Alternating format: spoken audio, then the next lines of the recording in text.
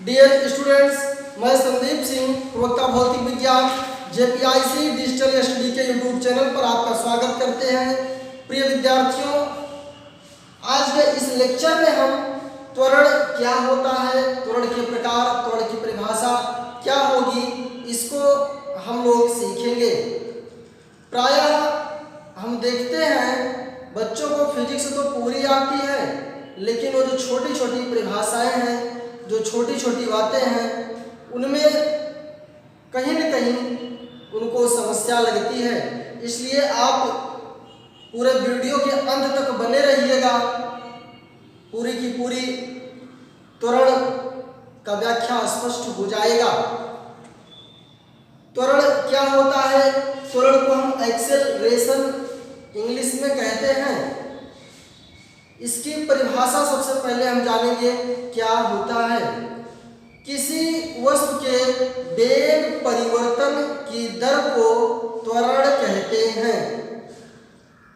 किसी वस्तु के वेग परिवर्तन की दर को त्वरण कहते हैं। किसी वस्तु के वेग परिवर्तन की दर को त्वरण कहते हैं। किसी वस्तु के वेग परिवर्तन की दर को की है, किसी वस्तु के वेग परिवर्तन की दर को त्वरण कहते हैं। आपको बहुत ही बेहद ही सरल शब्दों में बताने का प्रयास करेंगे। इसको हम इस प्रकार से भी लिख सकते हैं, त्वरण बराबर वेग परिवर्तन। आप जानते हैं ऑल ओवर फिजिक्स, पूरे फिजिक्स में जहां पर दर शब्द आता है वहां पर समय से भाग देते हैं। क्या करते हैं? समय से भाग देते हैं। त्वरण बराबर वेग परिवर्तन बटे समय। त्वरण में वेग में परिवर्तन होना आवश्यक है। यदि वेग में परिवर्तन नहीं होगा तो उस वस्तु में त्वरण उत्पन्न नहीं होगा। उदाहरण के लिए आप मान लीजिए कि आप बाइक चला रहे हैं और गति 30 किलोमीटर प्रति घंटा है। जब 30 किलोमीटर प्रति घंटा से आप बाइक चला रहे हैं, आप एक्सेलरेटर थोड़ा सा और कर दिए तो आपका क्या हो गया? 40 हो गया। 30 से आपका वेग 40 हो गया। वेग में क्या हो गया?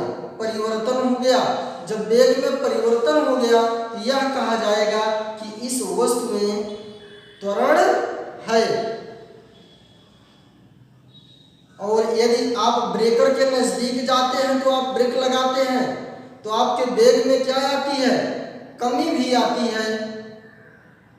वेग में आप मान लीजिए 30 किलोमीटर प्रति घंटे से चल रहे थे, जब आप ब्रेकर के पास पहुंचे तो आपका क्या हो गया? 20 किलोमीटर प्रति घंटा हो गया। ध्यान दीजिएगा। तो ये क्या हो गया? एक कमी भी हो गई ना। जब ये कमी हो गई तो ये भी क्या कहलाएगा? अभी दोनों को हम त्वरण ही कहेंगे। आगे वीडियो के अंत में आपको हम बताएंगे कि मंडल क्या होता है, जो कि प्रायः बच्चे इसमें कंफ्यूज रहते हैं। डी एक्सेलरेशन क्या है, रिटार्डेशन क्या है। तो यहाँ पर हम आपको बताएं, चाहे वेग में वृद्धि हो, वेग में कमी हो, वहां पर क्या उत्पन्न होगा? वहां त्वरण उत्पन्न होगा।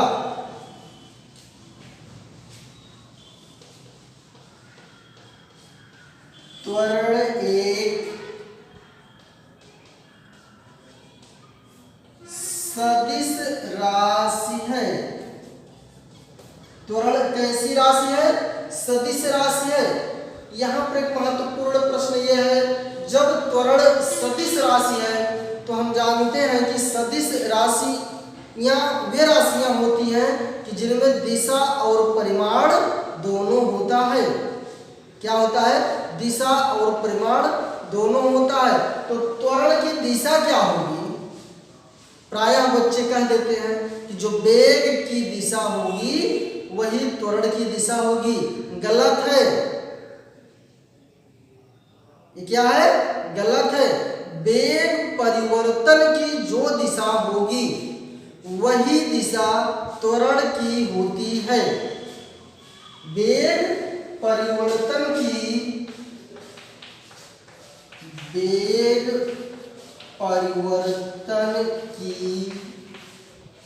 दिशा ही त्वरण की दिशा होती है। वेग परिवर्तन की जो दिशा होती है वही त्वरण की दिशा होती है। वेग की नहीं, जो वेग की होगी वो नहीं होगी। जो बात बिल्कुल स्पष्ट हुआ होगा। इसके मात्रक की चर्चा करते हैं। वेग का मात्रक क्या होता है? मीटर प्रति सेकंड। वेग का क्या होता है? मीटर प्रति सेकंड। और समय का भी सेकंड होता है। तो ये क्या हो जाएगा? मीटर अपान सेकंड स्क्वायर हो जाएगा। क्या हो जाएगा? मीटर अपान सेकंड स्क्वायर हो जाएगा। त्वरण का यमकेयस पद्धति में मात्रक मीटर प्रति सेकंड हो जाएगा और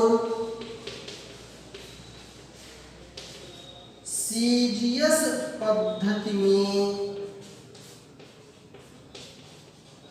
सेंटीमीटर अपान सेकंड स्क्वायर होता है। क्या होता है? सेंटीमीटर अपान सेकंड स्क्वायर होता है। इसका हम विमीय सूत्र देखेंगे। इसको हम त्वरण को हम इस प्रकार से भी लिख सकते हैं। A बराबर डेल्टा V अपान डेल्टा T। डेल्टा V क्या है? वेग में परिवर्तन है। और डेल्टा T क्या है? समय अंतराल है या समय है। तो आप जानते हैं वेग का विमीय सूत्र वही होगा जो डेल्टा V का विमीय सूत्र वही होगा जो वेग का होगा। और डेल्टा T का भी विमीय सूत्र वही होगा जो कि डेल्टा T का विमीय सूत्र वही होगा कि जो समय का होगा।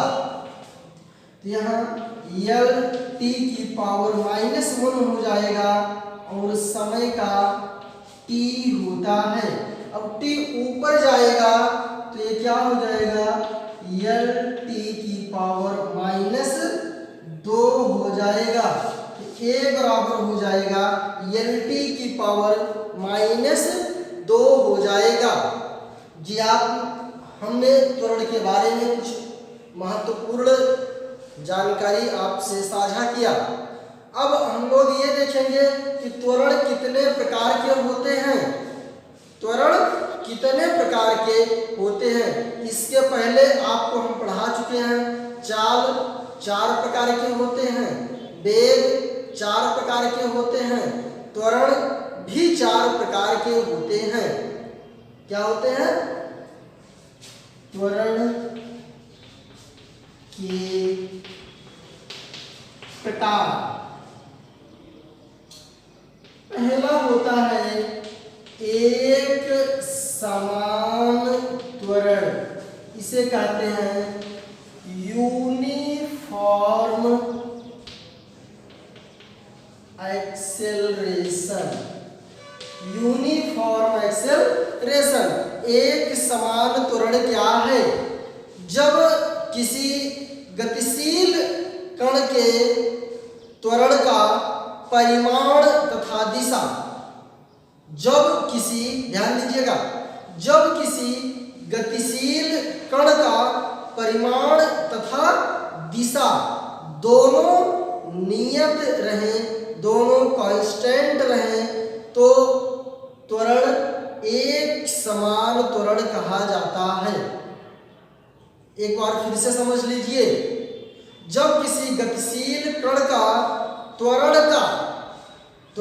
का परिमाण तथा दिशा, परिमाण तथा दिशा क्या हो, नियत हो, अर्थात कांस्टेंट हो, ये क्या हो, बदले ना।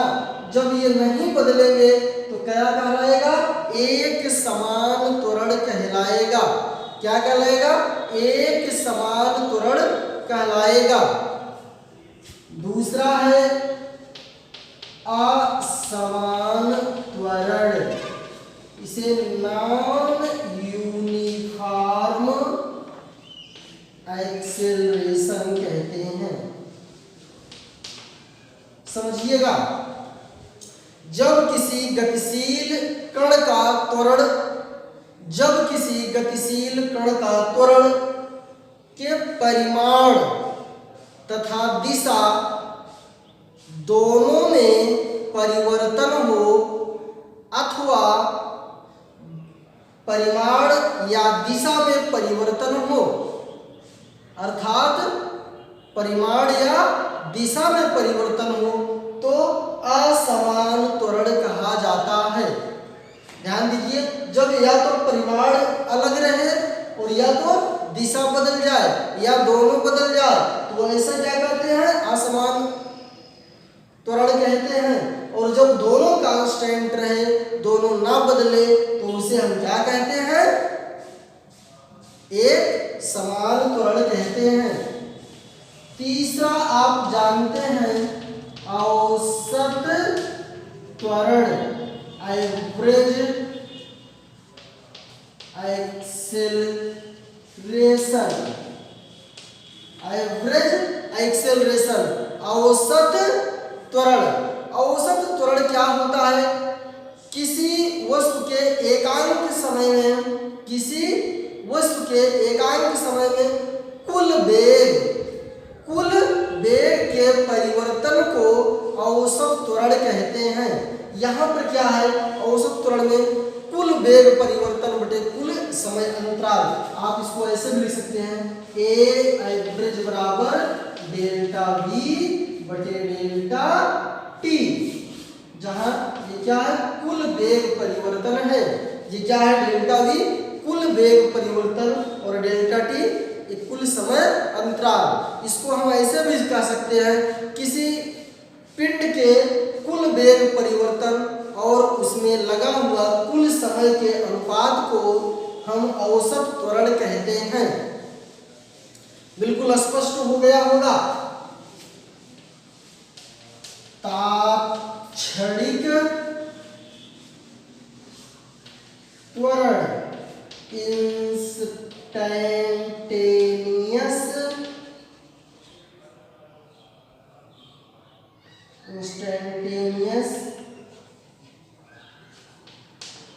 एक्सेलरेशन। देखिए, इंस्टेंटेनियस एक्सेलरेशन आप जानते हैं, यह क्या होता है, किसी भी क्षण पर होता है। किसी निश्चित समय या क्षण पर वस्तु के त्वरण को तात्क्षणिक त्वरण कहते हैं।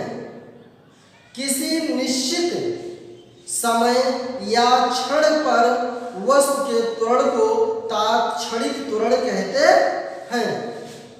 आप जानते हैं, इसके लिए हम क्या लेते हैं, limit delta T tending to zero लेते हैं।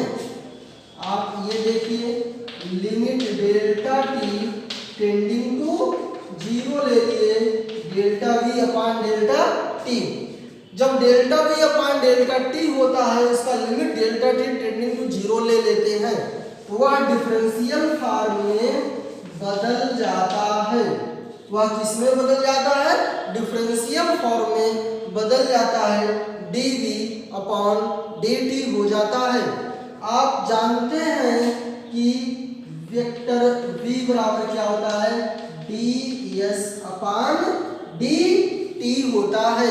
यदि वो मान यहाँ हम रख देंगे तो a बराबर हो जाएगा यहाँ ds अपॉन dt, इसको d square s upon dt square हो जाएगा। क्या हो जाएगा, a बराबर d square s upon dt square हो जाएगा। यहाँ से आप एक महत्वपूर्ण संबंध आपने देखा कि a बराबर d square s upon dt square, अर्थात ये विस्थापन ds अपॉन dt का डबल इंटीग्रेटेड फॉर्म है। मतलब ds अपॉन dt को एक बार पुनः अवकलन किया गया। आप ये देखिए तो d square s upon dt square मिल गया। अर्थात आपको कोई समीकरण दिया होगा दूरी का या विस्थापन का, तो उसको आप समय के सापेक्ष दो बार इंटीग्रेट कर देंगे, दो बार आप उसको डिफरेंशिएट कर देंगे, अवकलन कर देंगे, दो बार आप उसका अवकलन ज्ञात कर देंगे, तो वह क्या कहलाएगा, वह त्वरण कहलाएगा। क्या कहलाएगा, त्वरण कहलाएगा। आप इसको हम इस प्रकार से समझाने का भी प्रयास करेंगे। आप देखिए, जैसे यस है, दूरी है, हमको त्वरण ज्ञात करना है, तो क्या करेंगे, इसका डबल इंटीग्रेशन करेंगे, T square S upon D T square करेंगे। आप ये ध्यान दीजिए।